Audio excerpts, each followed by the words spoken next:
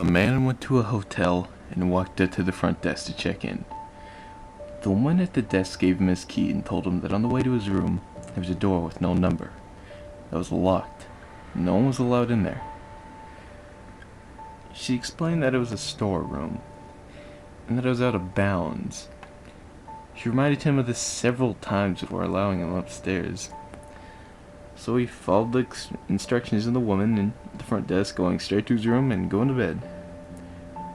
However, he was curious. So the next night, he walked down the hall to the door and tried the handle. Sure enough, it was locked. He bent down and looked through the wide keyhole. Cold air passed through it, chilling his eye.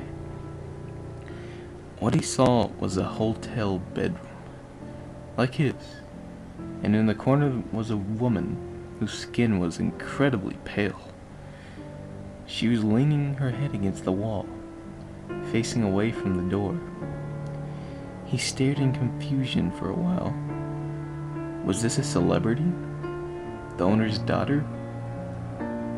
He almost knocked on the door out of curiosity, but decided not to. As he was still looking, the woman turned sharply, and he jumped back from the door, hoping she would not suspect he had been spying on her. He crept away from the door and walked back to his room. The next day, he returned to the door and looked through the wide keyhole. This time, all he saw was redness. He couldn't make anything out besides a distinct red color. Unmoving, perhaps the inhabitants of the room knew he was spying the night before, and he blocked the keyhole with something red. He felt embarrassed that he made the woman so uncomfortable, and hoped she had not made a complaint with the woman on the front desk. At this point, he decided to consult her for more information. After some gentle quizzing and the promise that the explanation would go no further than him, she finally said, "Well, I might as well tell you the story of what happened in the room. A long time ago, a man murdered his wife in there.